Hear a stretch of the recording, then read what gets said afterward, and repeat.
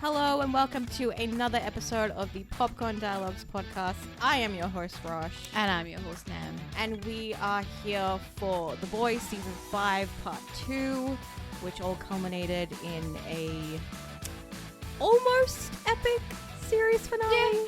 Yeah. So let's talk about it. Absolutely.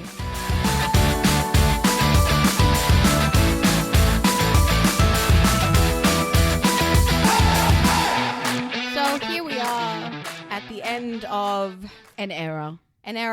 7 years, 5 seasons. Yep. And some of it was all right. Some of it was good. And some of it was like... Like we've talked about this in the part 1 where we have enjoyed it overall. But we reserved our judgment on the full season, obviously, because it was not the full season. Yeah, we were at episode 4 at that point. Exactly. And we were disappointed in some of the things. Yeah.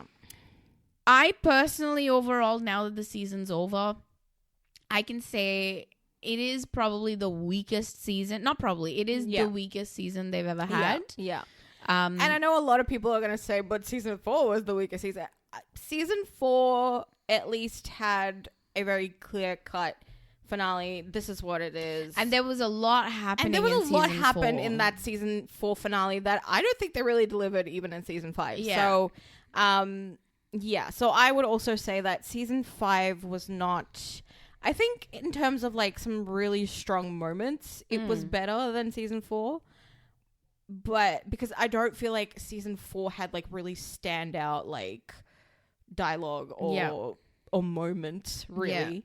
But in season 5 there have been a few of those, I feel. Yeah, like there's moments that are good. The overarching story just, I don't know, it just didn't land. Yeah, so season 5 kind of fizzled a little bit, sadly. Fizzled after episode 4. Yeah, sadly. So let's talk a little bit about like some of the stuff that, you know, landed, some of the stuff that didn't land. Yeah. Overall, what we think about it. Like we have already kind of given a bit of an idea of what we think, but just in general. And also, obviously, now that the trailer for Vought Rising has dropped, what our hopes and like, you know, that sort of thing is. All right, so starting off, part 2, we get back with, you know, the whole Soldier Boys, kind of not back, I guess a little bit of backstory. He's quite prominent in the back half of the season. Yeah. In episode 5 and 6, he's taking the lead in a lot of like finding V1 and all of that sort of stuff. And we're getting little snippets of information about him. Yeah. And which is all well and good. I think that's fine. I don't think there's an issue. Yeah. I think the issue lies in that became too much of a focus and that took away the focus from the main cast, which was the boys and even from Homelander. Some of the soups, some of the other soups around as well. I just feel like we didn't get to see enough. Yeah. I very much was aware, especially in this second half, of how useless Sage was as a character. Oh my god, I think Sage just like deserves her own segment, really, because like I'm so disappointed, like just absolute like, 'cause when disappointment. I guess we'll get to her, but yeah, like I agree. Now this is nothing against Soldier Boy. This is nothing against Jensen Ackles. No, absolutely. We are supernatural people here. Oh yeah, exactly. We love this man. Yes, we adore this man. Absolutely. And that is why I have criticism, because I believe that this was not the strongest Soldier Boy can be. I think season 3 just like it was just too blew good. It out of the water. Yeah. He was so good in that. And so this time around, I just feel like I think he had a lot on his plate in terms of having to be there and be a foil to Homelander, but then also being there as the setup for the prequel, the spin-off, which I believe, and I don't know, maybe this is just me, I think as a writer, you don't necessarily need to set up a prequel in a pre-existing show. Yeah. To that extent. To this extent. Yeah. Because the intrigue is already there via him as a character and via everything that we learned in season 3. To be fair, you came up with the concept for the spin-off just from season 3. Yes, you didn't need to add a lot of the stuff in here. So you didn't need to really be like, okay, so you needed V1. That makes sense. Yeah. You wanted it to be the thing that was like the MacGuffin. And they've been talking about V1 since he showed up in season 3. No, so they didn't really call it V1. Yeah, true, they just called it the first iteration of Compound V, which I assumed was just also Compound V, but they're calling it V1 now. Yeah. So when it came up that it was called V1 and it, was the first thing that the first soups got and like all this stuff, I was kind of like, but didn't we already know this? So for me, it wasn't really like a big reveal as such. And like a few of my friends and I were also talking about it. We were like, but that kind of, like, because the speech that Stan Edgar gives in season 2 to Homelander about, the first thing going to Soldier Boy and he's fighting Germans by the dozen and blah, blah, blah. Like, from that, it implies that this was the first injection. Yeah. Right? And even Stormfront being like, he gave me the first successful V injection. Yes. So, like, obviously, the first is completely different to what they're getting now. Later, right? Yeah.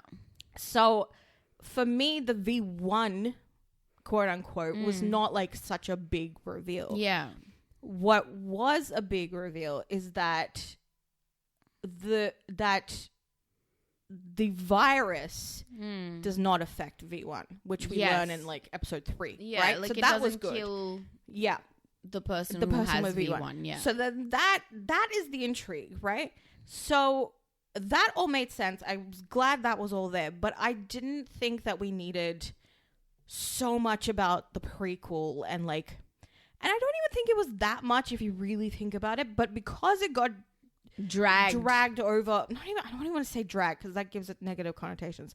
It got categorized into like every episode for a few segments here and there. When you think about it like that, then it does feel like that it's dragging, right? I felt whereas dragged, if it had all been in that one episode in episode 6, it would have been like, okay, fine, we can just take this as a backdoor, which kind of what it felt like, even then. And it's okay. My big problem was one of my biggest issues with the whole setting up Vought Rising was we heard about Bombshell for like 4 episodes. Bombsight. Sorry, not Bombshell. He is a bombshell. Played by Mason Dye from Stranger Things. Yes, guys. very, very cool. He's so cute. Bombsight. We heard of him for like 4 episodes consecutively until we finally saw him. Yeah. And then it was like, okay. And I mean, pretty cool. I liked his power. No, I loved his entrance. I loved his power. Cool. I think his little emotional arc was good as well. You could hear him before he even landed. Yes, I like that. That was cool. But my issue with that was, okay, you decide to, take away his immortality so he can go live his life as an old man and die with his love. Yeah. And that's it. Yeah. Done. Yeah. Like it didn't need to be that. Yeah. Because it's like, what purpose did that serve? Yeah. Any of the story that we're seeing. It really didn't. Apart from giving us an insight into him and Ben, Soldier Boy. Yeah.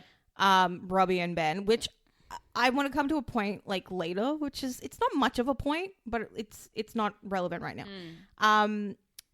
Yeah, apart from giving them,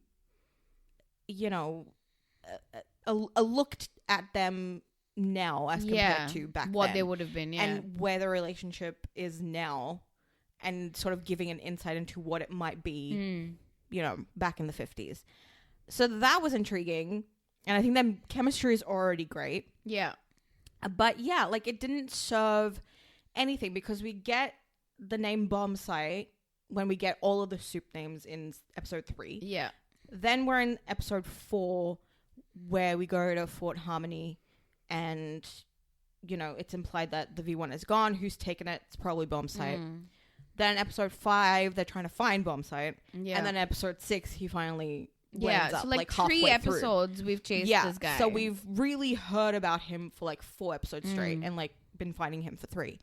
So other than that, like there was a lot of heavy-handedness about the prequel, which didn't need to be there, as I said, because you don't really need to set up a prequel unless it served the purpose of the ending of this story, which really it didn't.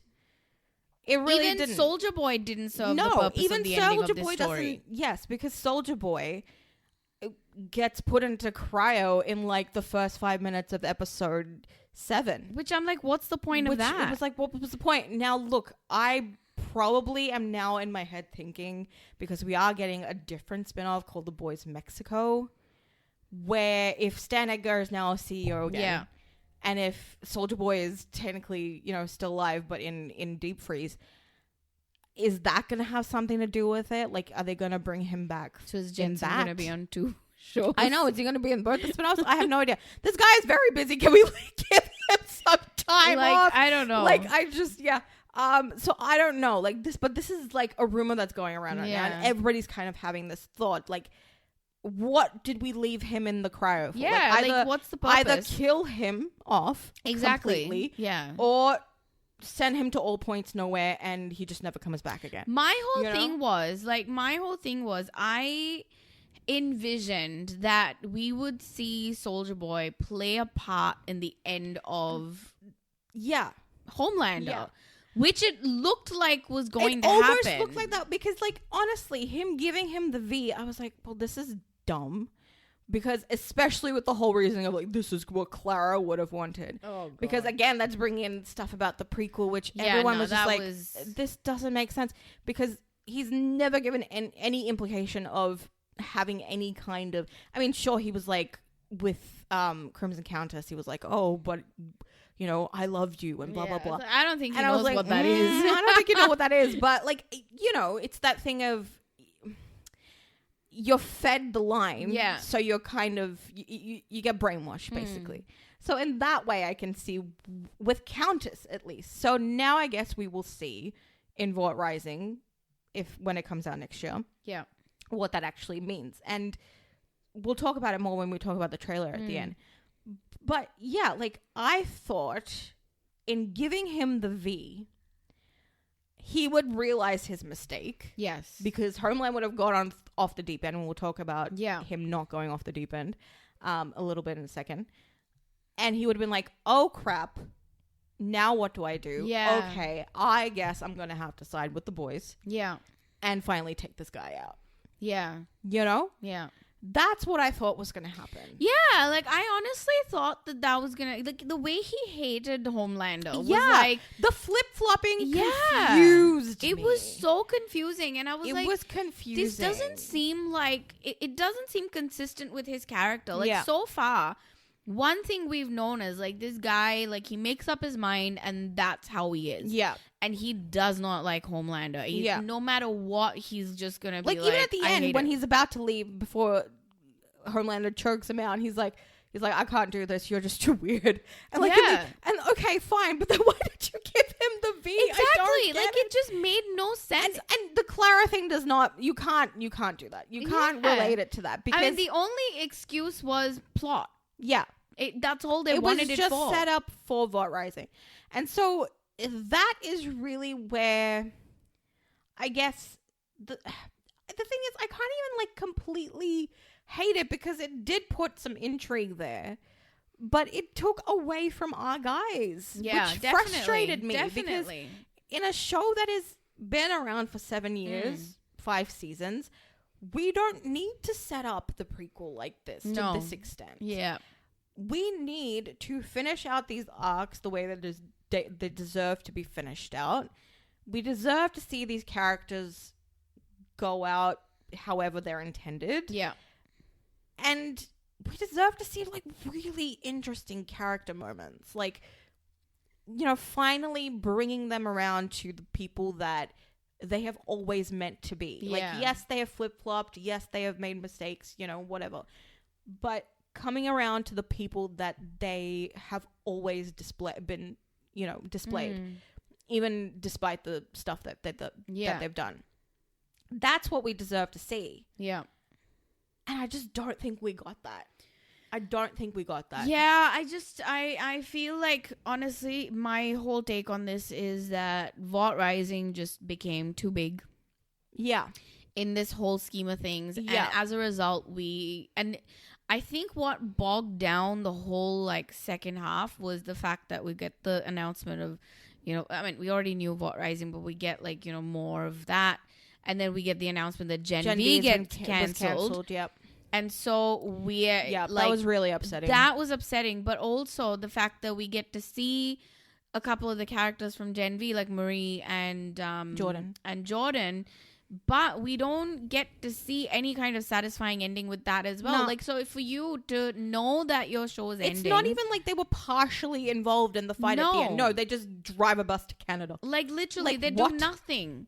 You know, so I'm like, at least involve Marie, if not Jordan. Yeah, maybe have Jordan and Emma drive the bus. Exactly. And have Marie stay back so that... Yeah, so like there was literally nothing there to tie... They may as well not have had them at all present in like this. Literally, because when we were at the end of Gen V, it was a setup for them to be in this season. Like, you can't tell us otherwise. Sorry. Yeah. Because Annie was like, we need you guys in the fight. Absolutely. They should have been there. A-Train is there, and, you know, all they this should stuff. have been there. And okay, they don't have to be there right from the start, but they could have very well been there in the second half. They should have dropped in several times, though. Absolutely. Especially in the second half. Yeah. They should have been there. And the fact that we ended the show with them not being involved at all, they get cancelled. Yeah. They've ruined that whole bit that was going on there. Yeah. I just think that whole thing is gone. And that has tarnished what happened here as well. And that, I guess, I mean, I kind of wanted to talk about it separately, but I guess I'll just say it. The fact that Gen V was so closely tied in with the boys. Yes. I said this to you, I remember. I was like, this might either be a really great thing or it's going to fail them. Thing. Yeah. And it failed them. And they have failed those characters and those actors. And yeah, it's really upsetting. Yeah. It's really upsetting. So I'm not happy with that. I think those are the two main things that bogged down this season. Yeah. It was just a lot of like that. And I just think like overall, and I think this is where our space is to talk about Sage, I think, as a character. Yeah. Because part of the whole giving Homelander the V1, we get to see a reaction from Sage where she's like, oh, I didn't think that I didn't account for the fact that he would love his son. Yeah. And I'm like, I'm sorry, but what indicated you at all or anybody, this guy doesn't love his son. This is not love. Yeah. Like, what? Like, this is... How can you as a writer sit there... quote-unquote the love for Clara that made him give him exactly, but this is so stupid. But it's not the fact that he loves Homelander. It's just not that. And it was such a dumb move. And then Sage is like, oh, I didn't account for this. And I'm just like... Clearly, the smartest person in the world can never be written properly because the smartest person in the world is not writing that character. Yeah. So you're not thinking like that. So Sage really... is a dumb character. And I'm not saying it sounds harsh because I'm saying that the writers are dumb. That's not what I'm saying. Yeah. But I get what you mean. Yeah. This is the problem. You can't have a character. This is the problem with smartest people in the world characters. If you don't have writers who are like working around the clock to make that character and really working hard to make sure that they are doing everything a smartest person would possibly do, then you've not written a good character. Yeah. Yeah. You've wasted that character. Or you have them be, extremely smart, but they have a weakness of not understanding something about the world or, So that is what brings them down to a human level. I mean, I saw this post where someone was like, oh, it's kind of dumb that, she says, oh, I didn't account for love when in the first place, she used her powers to make a cure for cancer for her grandmother, who she loved. Yeah. So she was motivated. She loved her grandmother because her parents were so awful. Exactly. And she was so motivated by that. So why would she not understand love? Yeah. It doesn't make any sense there. So Really, like her, and then at the end, like she does nothing apart from helping Frenchie. But let's be honest, Frenchie is the one that did Frenchie most already of the work. figured it out. He had already figured it out. He just said, "Can you check over what I did?" Yeah, that's it. But clearly, he had already done the work. She was checking his homework or something. Like I was like, Frenchie, at that Frenchie, point, you do not need to be asking her. No, and at that point, it literally felt like, oh, we've got this character. We kind of have to show her doing things, so that's what it is. Yeah. And she was just completely useless. She just gave herself lobotomies the whole time and did nothing. Yeah. And I was like, what was the point of this woman? Yeah. Like, what was the point? And I feel really bad for the character, like the actress. Yeah, Susan. Because she did a great job. She's great. She's a great actress. Like, but this was the dumbest character. And there are certain... honestly, in season 4, she was so much more intriguing. Oh, I loved her in season 4. Like, I loved the scenes with her and Victoria Newman. Yes. I was just like, oh, this is great. And I just feel like in season 5... There's nothing. They did nothing. Nothing. Like, literally, they did nothing with her. It's just... Yeah. They wasted her character. And that just goes to, like... And she's not the only one. They wasted so many characters this season. Like, so they did nothing with Hughie. He literally was doing nothing at the end. Okay, so this is where we get into the boys, I think. Yes. Before we get into, like, the finale properly. So... The show is called The Boys. We have followed them throughout. Right throughout. And I just think in a final season, this was their time to shine as a group. As like a family. You know, because they're a found family. There were so many things that I felt needed to be paid off that just did not get paid off. Yeah. And one of them is Hughie truly being like the main character. Because yes, Butcher is the main character in terms of fighting the fight and taking down Homelander and all this stuff. But Hughie is the first one we meet. Yeah. In season 1. Yeah. Right? He is us. Yeah. Basically.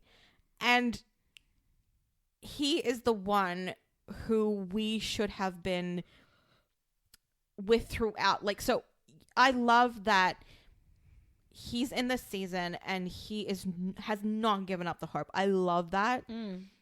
But I wanted to see him be the one who instills that hope in everybody else. Yeah. And he just didn't get to do that. Because who's flagging? Annie is flagging, right? She's really like become nihilistic. Yeah. And sure, they have that little scene at the car where she's like, I don't know how you do it. Yeah. He's like, because I don't know how to do anything else. Yeah. And, I'm paraphrasing, but that was basically it. I wanted him to have that scene with MM. Yes. I needed a scene between him and Hughie MM. and MM, yeah. And it just didn't happen. Yeah. And I...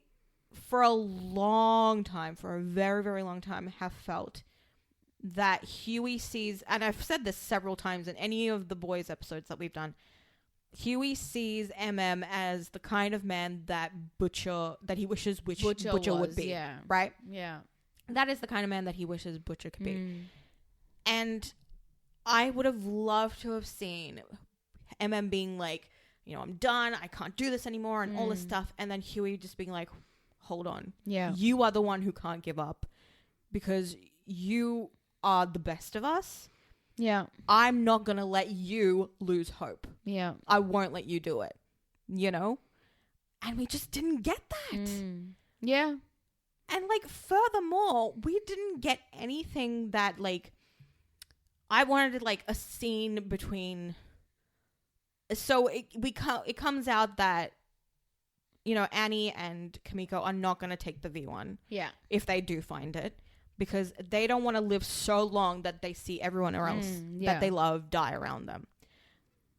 That literally just comes out in a line of dialogue. We should have seen that scene between Annie and Kimiko making that decision. Exactly.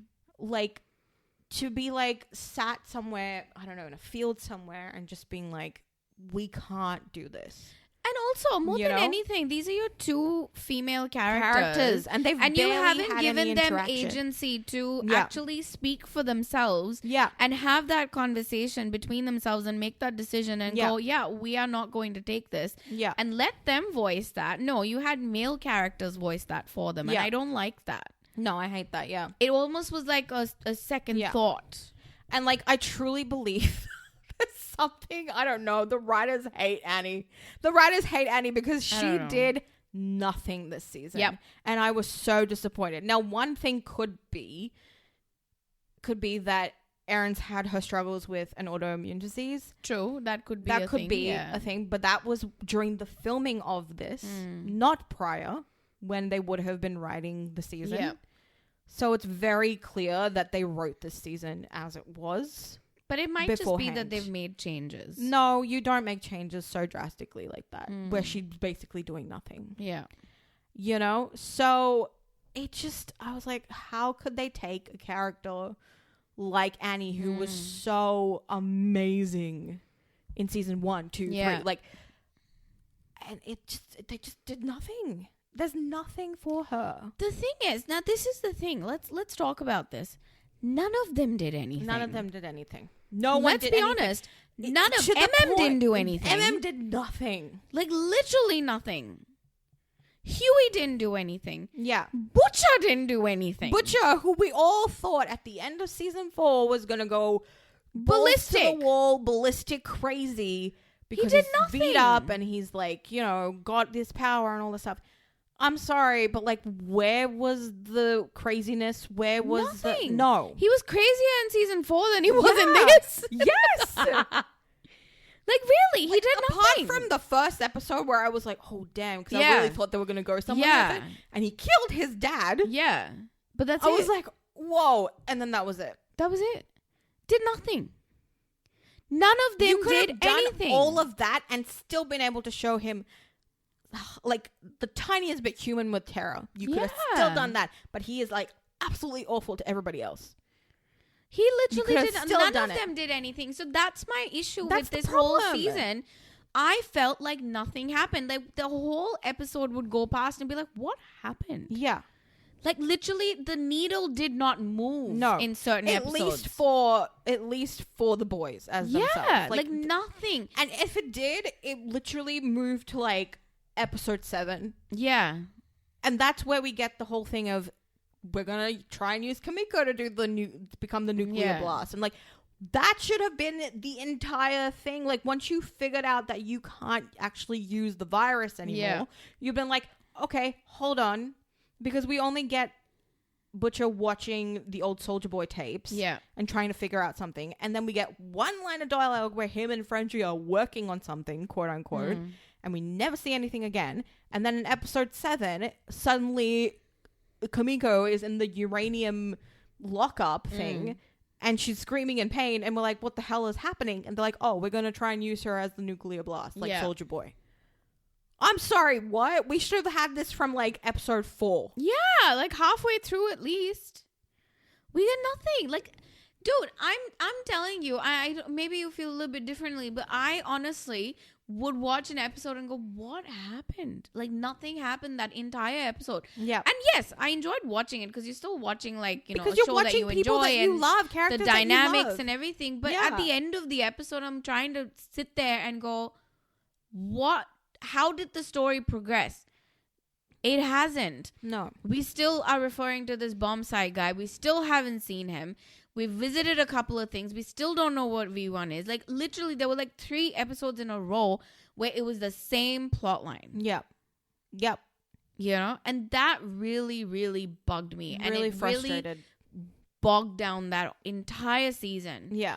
And because of that, like, what episode was it that Jared and Misha were in? Episode 5. Episode 5. One shots. Okay. Great episode on its own, really. It was a good episode. I will say that. And I loved Firecracker section. Firecracker section was great. That whole episode was amazing. That whole episode could have just been about her. And it would have been incredible. Because I feel like as much as I love having the Supernatural reunion on this, yeah, I would very much sacrifice Jared and Misha for something to have happened in that episode, because nothing happened in that episode. Yeah, apart from Firecracker dying, but yeah. Apart from her dying. But I feel like if we had seen a little bit more of like that and her interaction with All-Father, I think that would have been really good. Them setting up the whole thing with Homelander being, the new god and all of that stuff. I think that would have been a more interesting episode than what we got. Yeah. Because it was just those little snippets and then her dying. Look, okay, maybe that was the only thing.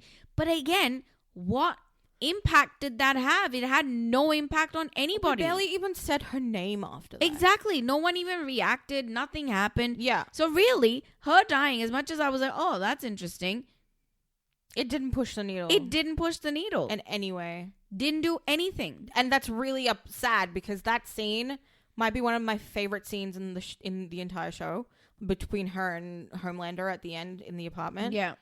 Where she's basically like, it's that thing of like, you are scared, but you're not scared of this person. Yeah. And you are trying to do everything you can to serve this person, and it's still not enough.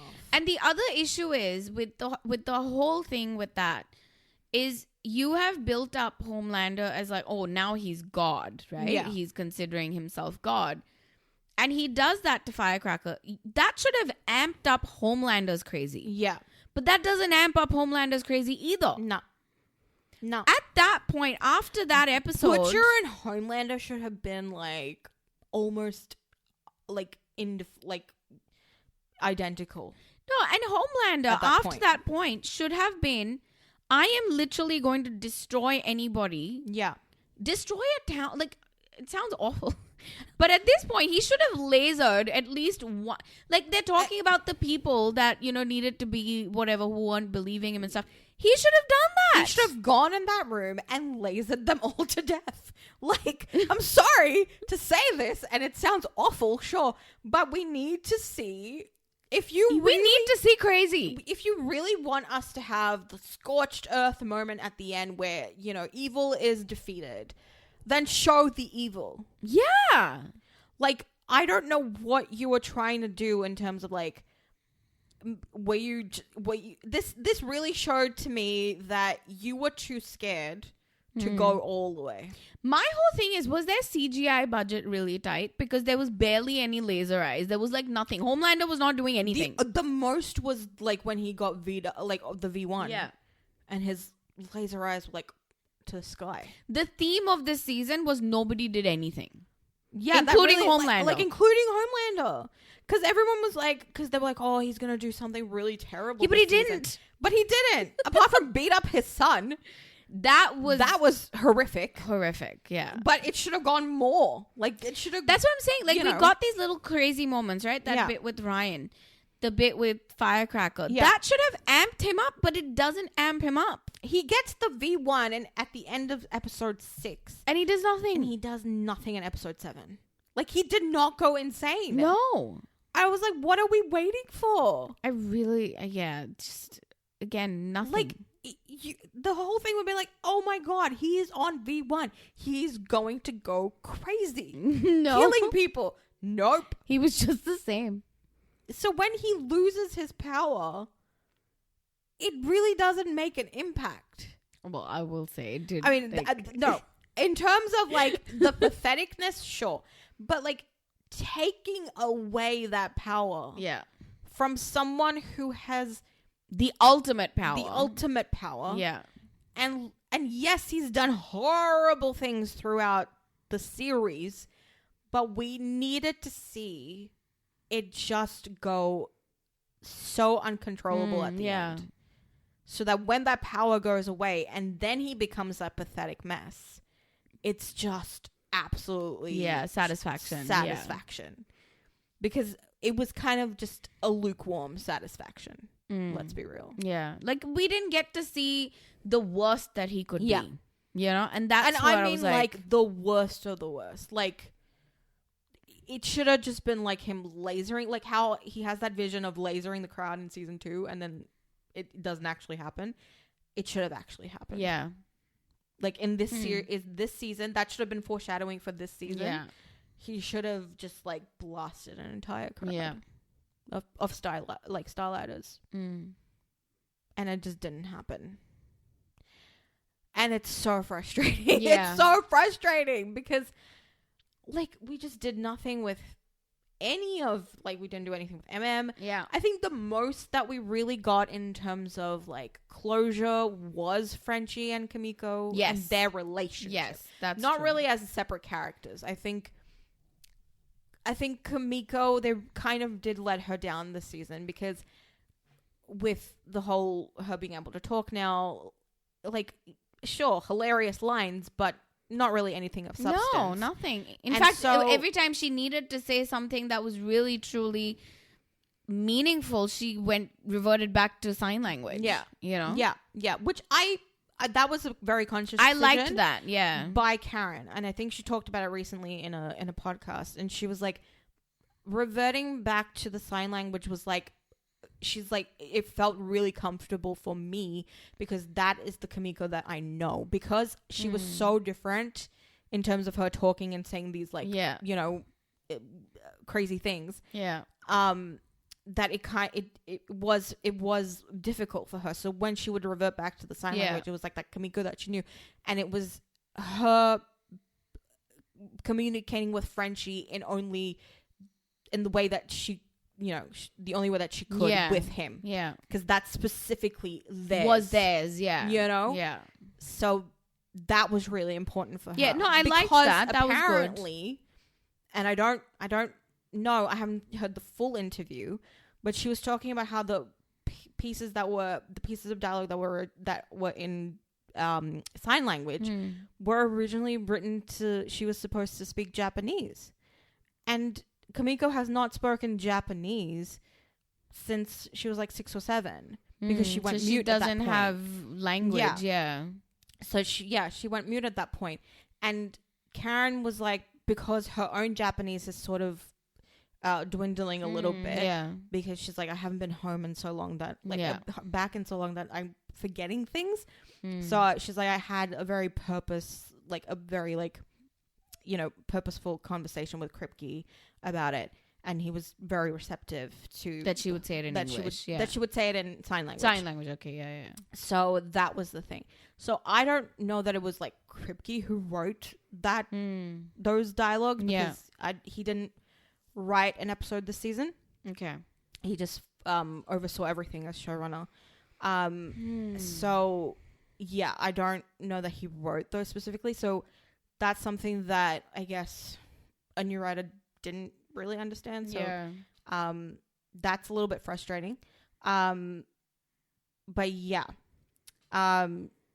she had that conversation and she felt that sign language was the way to go. Yeah. And I think that was a good decision. That was a good decision. So in terms of Frenchie and Kimiko, I think they were okay because their line was, you know, crossed in the sand, was drawn in the sand. And they can, what life would they have had? Yeah. Like, it was not going to happen, you know? And I think the closure was heartbreaking. Oh, it was, look, I did like that episode. I liked that ending, and I liked Frenchie's ending. Yeah. I liked Frenchie's ending. It was good. It really was. It was a good death, as I say. I always like, if you're going to kill a character, I always say this. If you're going to kill a character, you need to give that character a death that makes sense. Yeah. And a death that's a good death. Yeah. And he went out for her. It couldn't have been in any other way. He laughed in the face of Homelander as he did it. Much like, you know, A-Train at the start of the season, he was the same way. He went out on his terms, which I think in this environment that they're in the is a big dialogue deal. Just being like, look at you, I bet you've never danced a day in your life. Like, to associate something that he has with Kimiko, and that's so beautiful, with something that the Homelander will never have, which is happiness. Yeah, exactly. It's stunning. Like, whoever wrote that, I will give you props. That was beautiful. That was good. I liked that. And then I liked how silent it gets when he dies. That was stunning. And Kimiko just the framing of that scene. Not just the framing, but like her holding him and being like, please don't leave me. And then when he does eventually go, after he says, He says "Je t'aime" from the start. And Butcher and Hughie run in. And Hughie's face is just devastated. Yeah. Even Butcher's just wait, what? Yeah. And then it just becomes complete silence. Oh, it was so good. That was done very well. And the wide shot of them. It was great. It was done very well. I thought that was perfect. That was beautiful. That was great. Was really good. So they have their thing of she wants certain things, he wants certain things, and then having that conversation of why would I not want the same things? So him being open to wanting a life with her and wanting kids and even the dog and all this stuff. Yeah. So but it's not meant to be. And I think that's fine. I think she got, whatever her ending is. Yeah. She's out in the world. She's living her life. I actually really, I guess that's where we sort of come into talking about the finale. It's this would have been... So, to start it off broad, I think it's a good finale in terms of... An episode by itself. If you really think about it. Yeah. But in terms of the fact that the season has been so lackluster, it just did not deliver the punch that it should have. Yeah, it should have. Yeah. Had it gone had this season been incredible, this finale would be top notch. We would be talking about this finale as one of the best finales absolutely ever. Right? I felt like they kept giving us hints that it wasn't going to be as good because even the cast was liking really shady comments. Yeah. Which was beforehand, whoa. I was oh, what's happening? Anthony Starr We're getting messy. Laura, what's his name? Laz Alonso and Carl Urban as well. Carl Urban. They were all liking these comments that people were making and memes that people were doing, and I was like, what is going on? And I love this. And Kripke was making comments about how difficult it is to all this stuff. It is. Okay, so here and that's fine. I get that. Yeah, it's okay.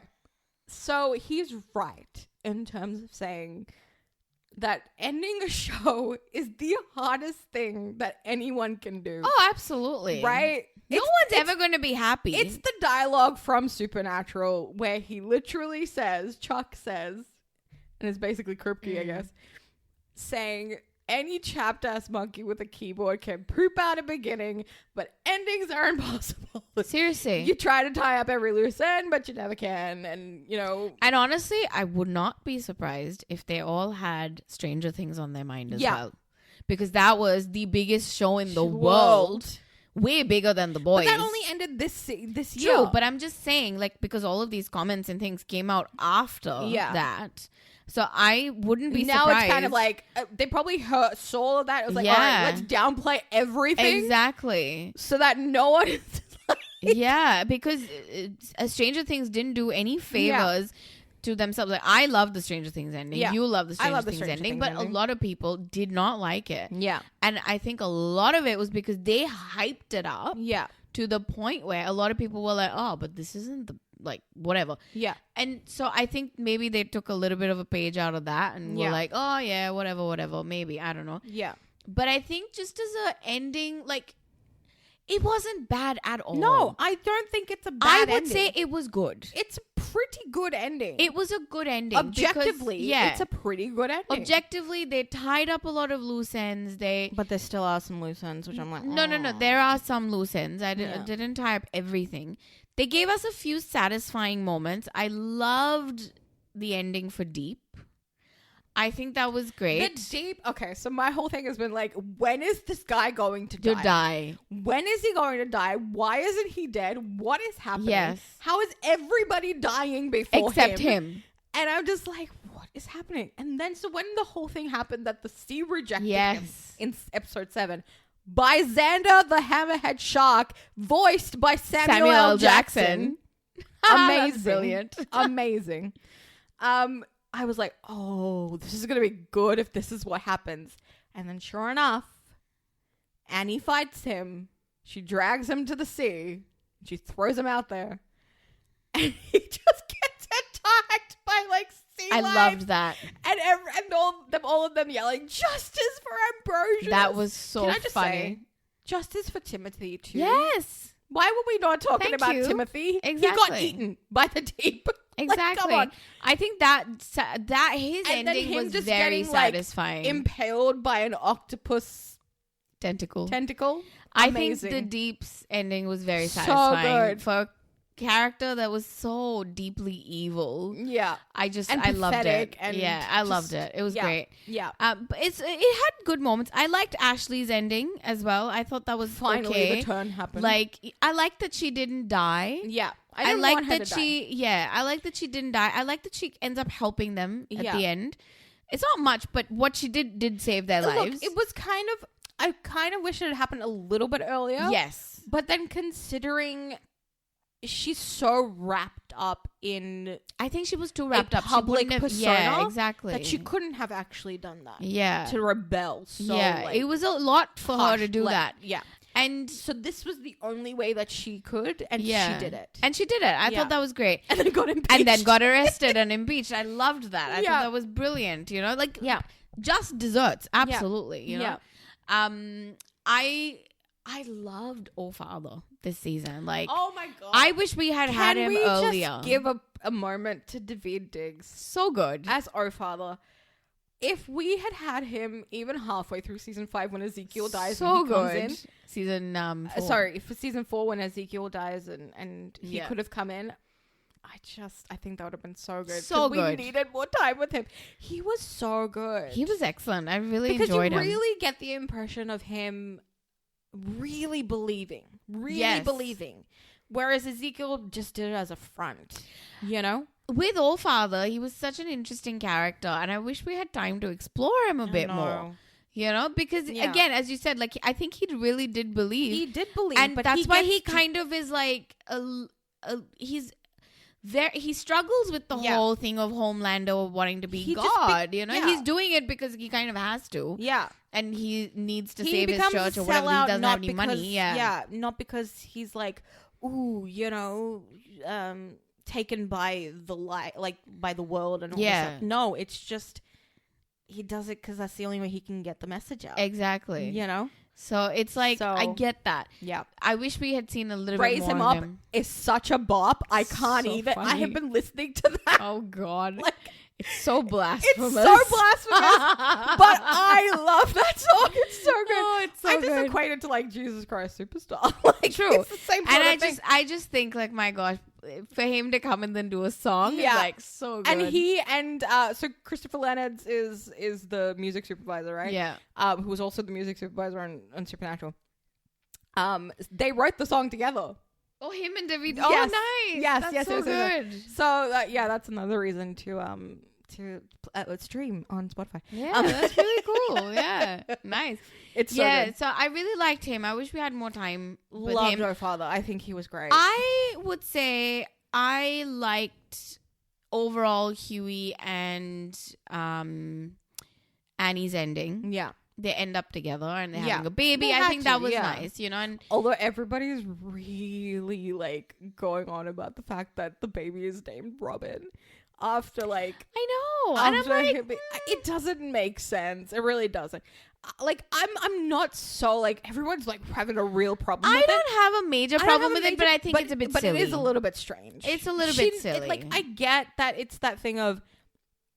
Without Robin, he never would have been on this journey. He never would have been Annie, blah, blah, blah.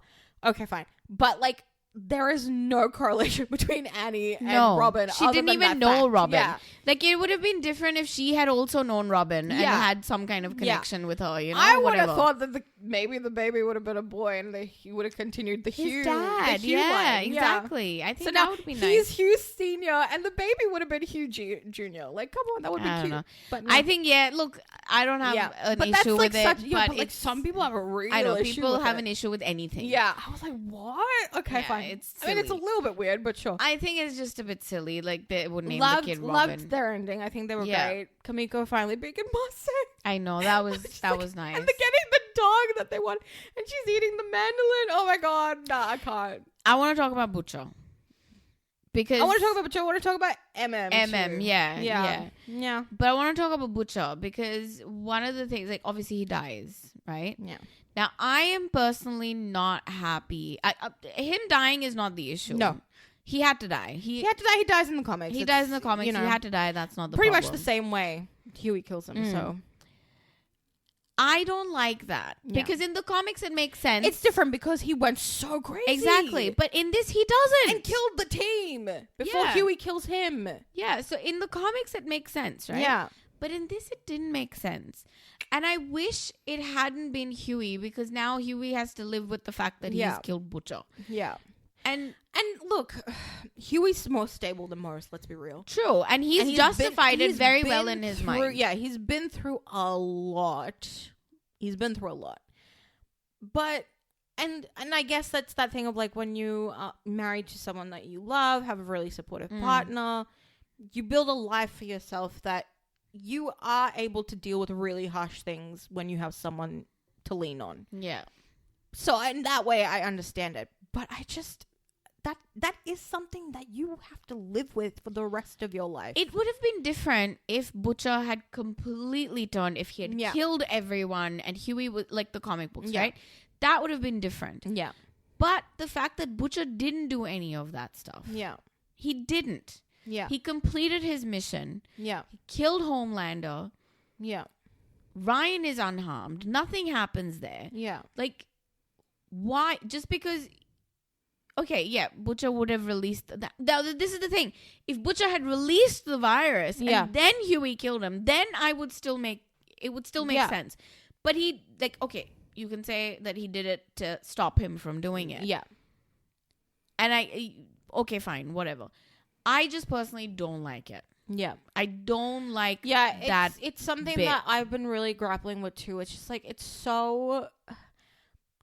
Like, I keep trying to be like, okay, but Hughie's, like, stronger than most and, you know, all this stuff, as I just said.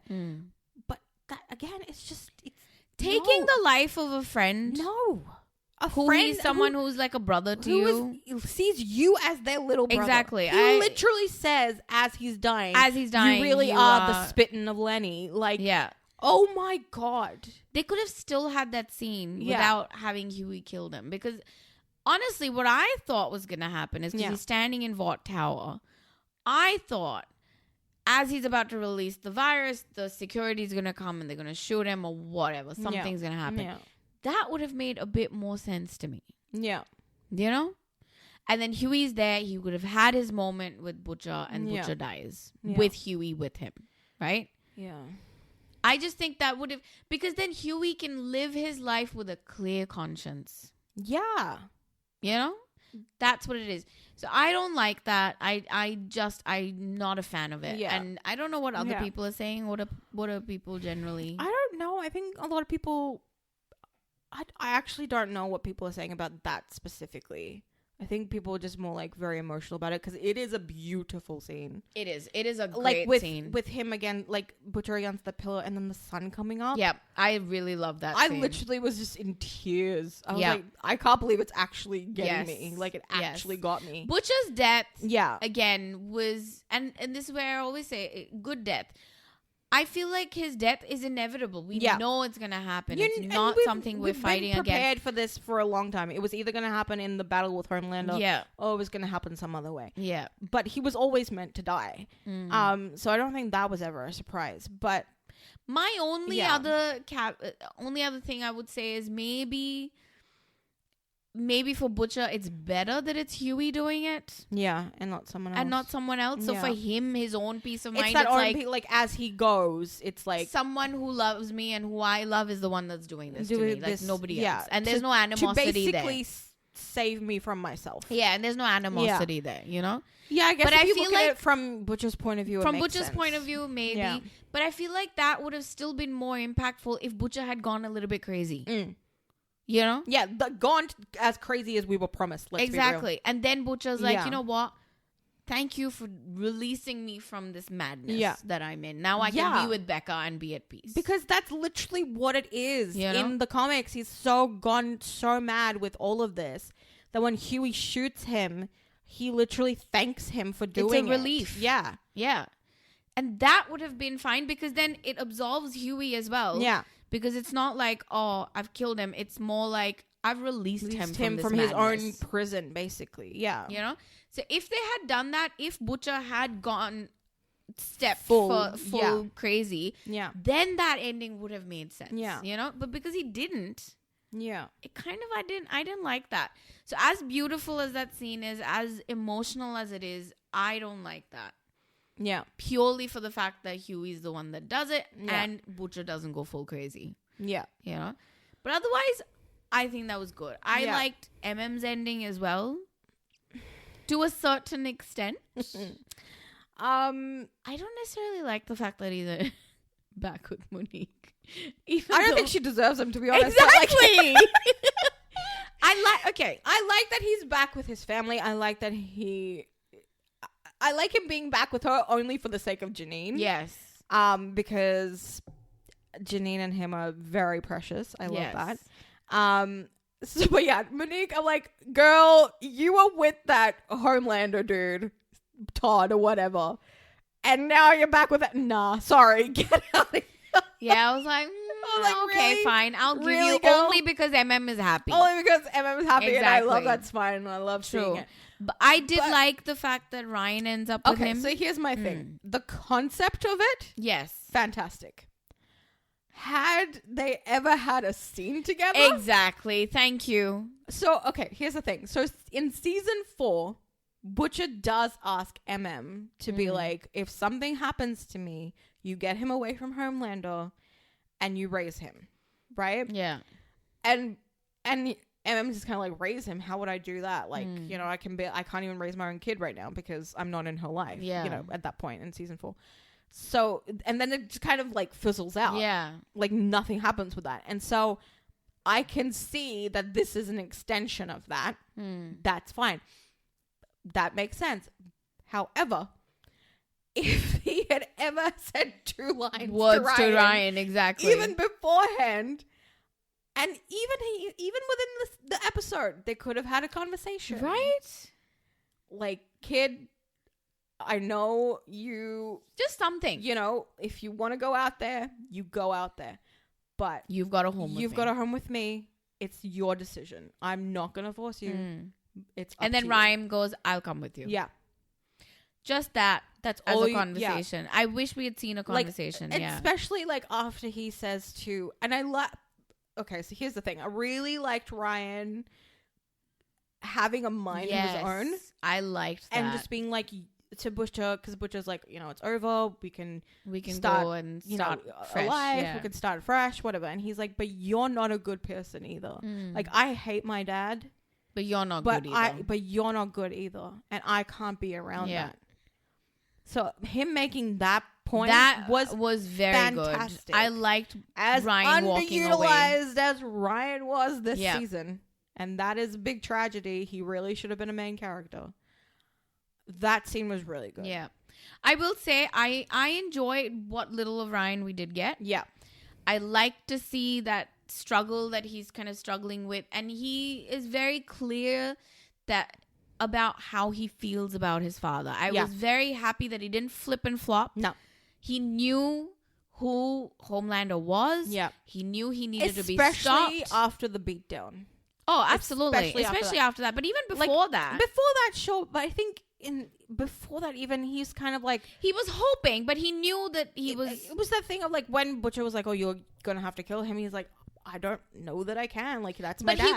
He was willing to try, yeah, you know. But when that beatdown happens, it really is like, no, I'm done. Yeah, I'm done. This man is evil. Like, he's like, you had your racist dad. Like, you know. So yeah, I think Ryan finally having that decision to be like, I'm not with my dad, but I'm not with you either. Yeah, I liked that. I think I really liked that. Now, again, MM taking him in, the point of like, this is Soulja Boy's grandson. Yes. And the fact that we did not put emphasis on MM being like, this is Soulja Boy's grandson. This could have been a healing moment for him. This could have been like, oh my God. This could have really been like a point to the season. Because let's not forget. Because if you're not going to give MM the closure of killing Soulja Boy in some way, give him the closure of being like, okay, fine. You know, this is the grandson of the guy who killed my family, but he is not that. Yeah, this is a different person. And he doesn't have to ever become that if he's with me. Yeah, because it wasn't even clear whether Ryan still has his powers. Yeah. I'm assuming that he doesn't have his powers anymore. Because after Kimiko blasted it. Yeah. Out of all of them, really. Yeah. Because it's Ryan and Butcher holding Homelander down. All right, I want to talk about that scene because I think that's a great way to sort of end and talk about Homelander at the end. Because let's face it, I feel like it happens like halfway through the episode so it's like, well, there's hang like on a minute. 30 minutes left after that. 30 minutes left. Well, what's going to happen? We get a very long montage. Yeah, but I feel that fight scene was so lackluster. Yep. And that's not to say that, I liked that Ryan was involved. Yeah. I liked that it's Brian and Butcher holding him down. Yeah. I thought that was really cool. great. And honest, the favorite bit about that I really liked, because it reminded me again of Herogasm, was Ryan ripping his cape. Yes, I loved that. Because this cape that he had so much input on, where Homelander was like, don't make it red, make it the flag, like, and all this stuff. Like, this is the symbol of him. I'm sorry, but Edna Mode said it best. No capes. No capes. I mean, even Soldier Boy is like, buddy, you think you're strong? You're wearing a cape. Like, it's so good. Like, it's in the Herogasm episode where he literally yanks him down, and Ryan here rips it. Yeah, and Ryan rips it. Yeah. So that, I liked that parallel. But it just didn't land. Yeah. Because we've already gotten such an epic fight in the Herogasm. Right? And then even in the season 3 finale where they're fighting him with Maeve. And also, like, that's so good. I feel like he showed way more power in those fights than he did in this. Yeah. Whereas he's supposed to have been completely V'd up. Yeah. Right? Yeah. Why are you so easy to hold down? Yeah. Because it looked easy. Yeah. Right? And then Kimiko finally, I did like the bit where Frenchie then comes to her and talks her through it. And that was really beautiful. That was a really beautiful moment. I don't moment. have the rage. And he's like, well, you don't need rage. the rage, yeah. What you can use has always been inside you, and that's love. Yeah, that's what powers that was really beautiful. Yeah, I thought that was beautiful. That was stunning. And so I liked that bit, and she blasts it. And, of course, we get the moment where Homelander really is that was the highlight of that scene. That was good. Where he's like, he tries to do the laser eyes, so he like moves forward, and then he tries to run, and then he tries to fly. That's the funniest thing ever. Giving us Anthony Starr giving us one last moment to meme the hell out of it. So good, and he's just like cowering on his knees. So good, just begging for his life, and offering things that was so pathetic, but so oh my pathetic. God. And all on live TV. I really would have loved just one tiny cutaway to Maeve and Elena on a farm somewhere, watching that and being like, and just like cheersing each other with some beers. It would have been so good. I would have loved that. I would have died if just that as was a cameo, just out of them sitting there. It would have been amazing. Yeah. So satisfying. So satisfying. But yeah, and it was just Butcher just gets him with a crowbar at the end. I think that was good. I liked that. Honestly, as soon as that crowbar came out, I was like, oh yeah, I know where this is going. Yeah, because that crowbar came out earlier in the episode. So that was the end of Homelander. And that's the end of Homelander. And yeah, like after that, like we get the whole thing with Ryan and talking to Butcher, and then all of them at Butcher's grave. And I think that scene was. And then, of course, Piano Man starts, and I got like... I know you got very emotional. Because I've been like, why haven't they used Piano Man? Why haven't they used Piano Man? Well, it's for the finale. I was like, oh, they're saving it for the finale. All right. Yeah, it's for the finale. Again, Karen was talking about in an interview where Kimiko literally just looks at all of them, and she just says bye, and she walks away. Because... that's that thing of like, that's all she needs to say in that moment. She has said everything that she can possibly say.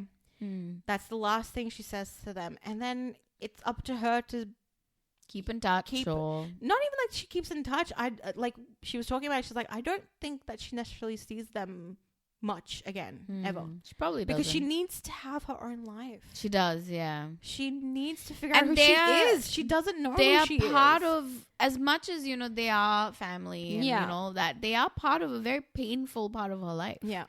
So she needs to have her own life. She needs to figure out. And that bye was just so easy and simple, but like held everything from the last 5 seasons. Yeah. I think that was so good. That was very well done. That was really beautiful. Like, yeah. I like that they go their separate ways. Yeah. I really do, because I don't think, like, after the trauma that you've shared, they couldn't have all been in each other's lives. You can't all just be in each other's lives. It doesn't mean that you're never going to be in each other's lives. Yeah. You might never keep in touch or never talk every now and then, and maybe meet every few years or whatever. I can see, and oh my God, you know what got me was Emma and Annie looking at each other, and they just did that high five thing. Yeah. Like, because, they bonded. Have bonded. You know? They have also been through so much together. It just it just harks back to that first conversation they have when they're over donuts and coffee, where they're talking about their dads. Yeah, and it's just that's a beautiful friendship that I've always loved. Yeah, and so to see them, you know, so I would hope that at least through Annie, like. And Hughie also, like, you know. But yeah, like Kamiko just having her own thing for a while at least. Yeah, I mean, we don't know for sure. Yeah. Yeah, I just think that was beautiful. Yeah. But like the implications then at the end are that, you know, Stan Edgar's back in control. He's CEO again. And, Soldier Boy's in deep freeze. And my whole thing with that particular bit, I know they're doing Vought Mexico and all of that sort of stuff. The Boys Mexico, yeah. Boys Mexico. Yeah. I'm just like, it just never ends. No. And I think this is the problem that I have. Because Butcher says, like, this is it. Superheroes are done. Like, you know, this is what we need to be. The world needs to be rid of them. Yeah, we could have been done. But, like, it's that thing of... And I guess, you know, Stan Edgar says it to himself, to MM, earlier in the season. He's like, it just keeps going, and it will keep going. Because this is not even about a company. This is just about power. You know? But you know what I would have preferred instead? Instead of, like, soups. Yeah. I wish it had been something else. Yeah. You know, because now what my thinking is, you've seen Homelander, who's the most powerful soup. Yeah, who's going to be worse than that? Who's literally, like, begging on his knees once his power is gone. Who is going to be impressed by that anymore, you know? So it should not be soups. It should be something else. Yeah. Something scarier than soups. Yeah. I don't know what it would be. So that's what I'm saying. Like, be creative. But be like, think outside the box. Think outside the box. And that's where that thing needs to be. And that's the thing, like, that's the loose end where I'm just like, you know that they've left it like that because of the spinoff. But the spinoff at that point, they wouldn't have known that Genevieve was going to get cancelled. So they probably would have continued something with that. So... in that way, I get it, but it's also like the good guys only partially win. Yeah, in the what end. happened? They got rid of Homelander, great, but like, okay, next, what's next? Yeah. Like, you know, are they just gonna get dragged into this again at some point down the line? Yeah, you know, because even Hughie like gives up being the head of the FBSA. Yeah. Federal Bureau of Superhuman Affairs, which he was with Victoria on. Yeah.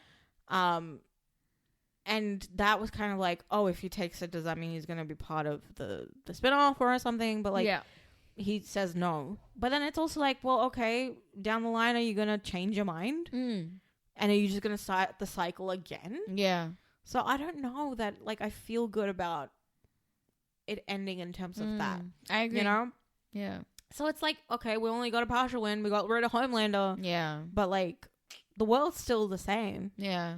Yeah, you it's know? just... exactly. The world's still the same. We didn't really change anything. Yeah. You know? So that's my only issue with the ending. And, yeah, like, my issue with the season has really just been, like, it's never been with the actors. They've done a great job with what they have been given, at least. They've been really great. They've been brilliant. Yeah.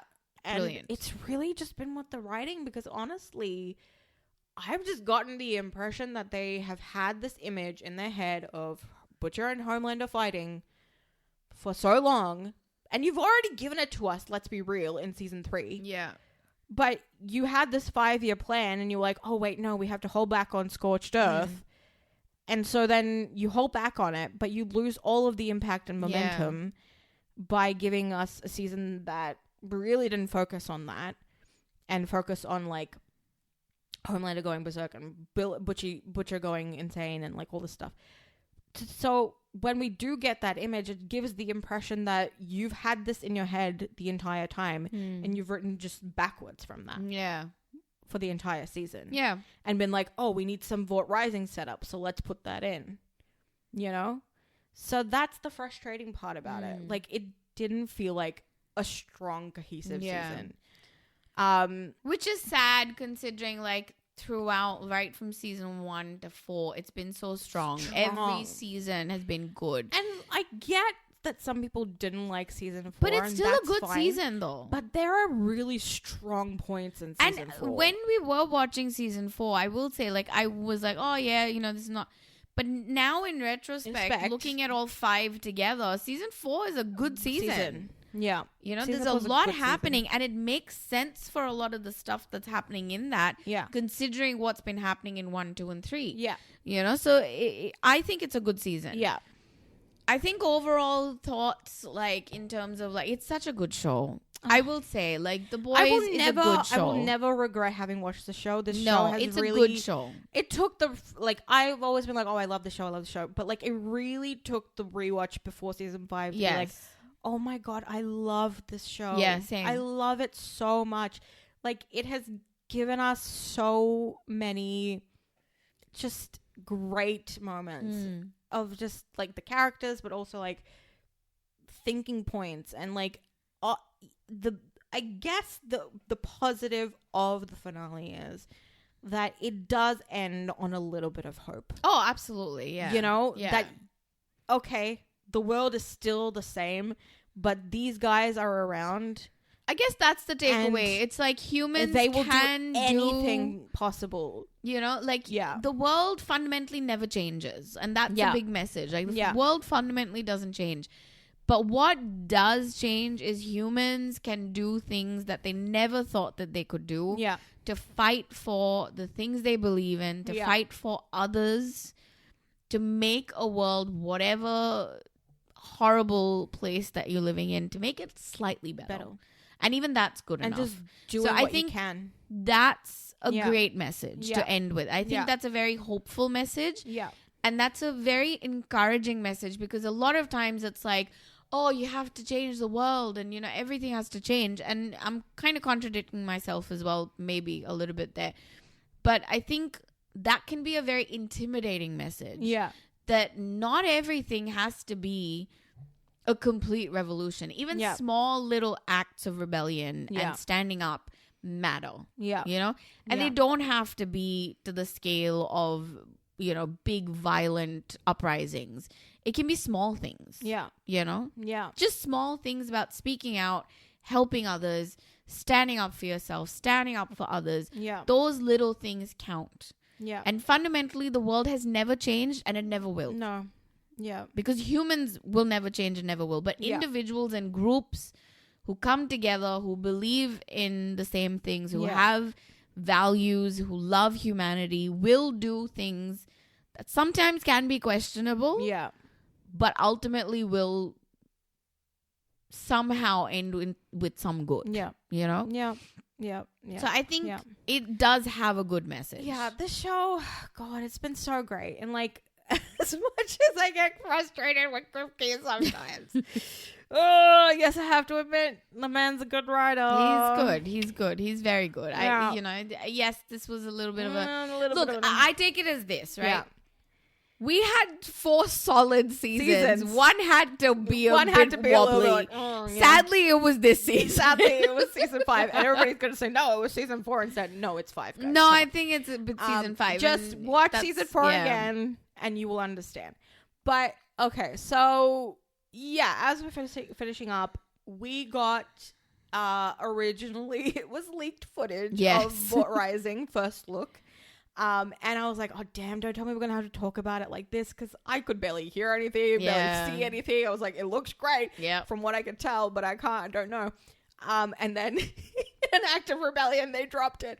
Can I just say, Marvel needs to learn something from this? Yes, exactly. It should have just been like, because it literally said, one last time, the boys' social accounts coming through, they were like, here's the first look footage of Vought Rising in HD version, so you don't have to watch it off someone's crappy phone. Nice. And everybody's like, oh, they mad. Nice.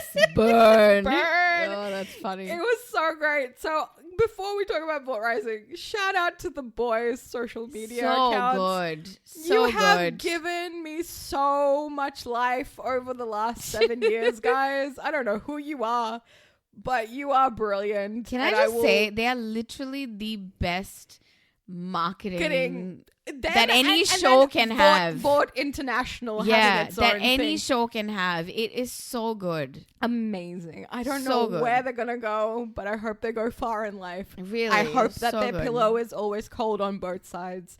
I hope that they have the most delicious coffee, if they like coffee, every single day. I hope they have the best life. Exactly. They were so good. They have literally, there have been days where I'm just like down in the dumps and they'll tweet something and I'll be like, oh my God. And I'll have a full blown 5-minute laugh about something that they've posted. So great. But anyway.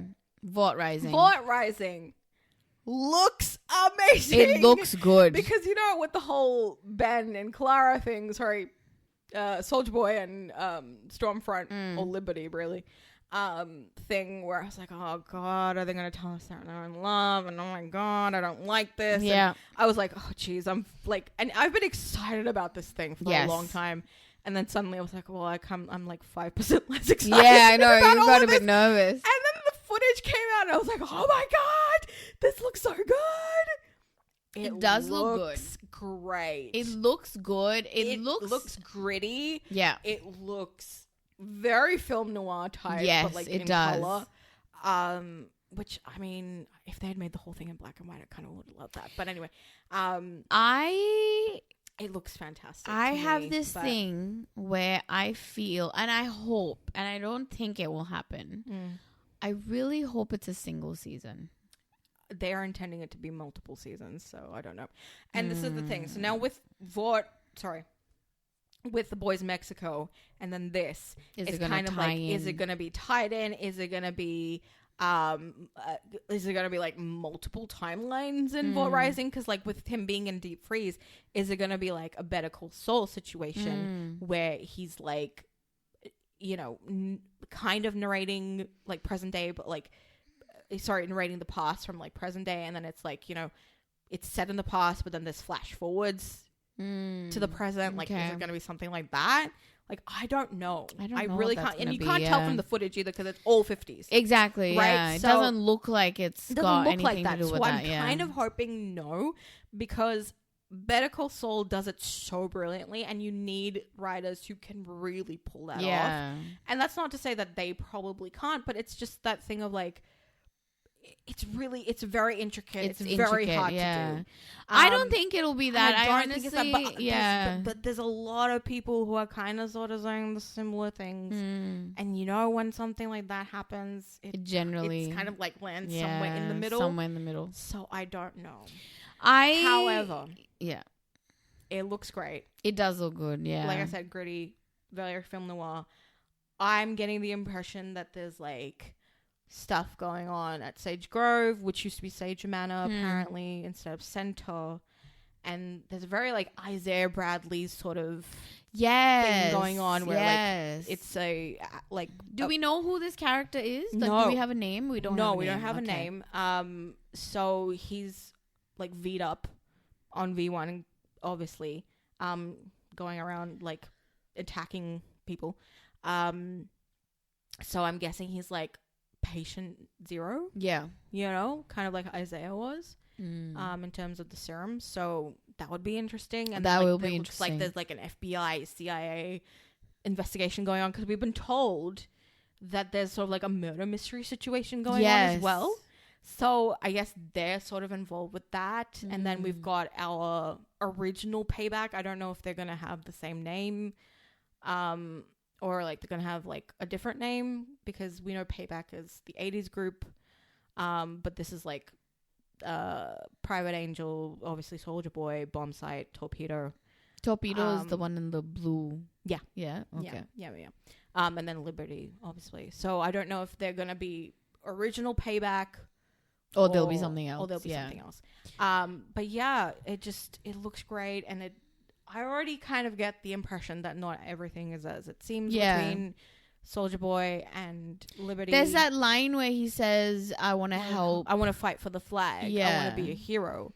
And he's clearly facing her, because I feel like at that point he's not Soldier Boy. No, he's not. I don't think. Yeah. But he's definitely involved with her in some way. Yeah. He's wearing like a robe sort of thing. So clearly, there's like a connection there. Yeah. It's like, So, that'll be interesting. Oh my God, he looks so good. He looks so good. He looks exactly what I was thinking he was going to look like. His flippy hair and his hat. Civilian clothes. He didn't have a hat yet. No, there's one scene where he is wearing a hat. No, he's not wearing a hat. He's got his hair flippy the whole time.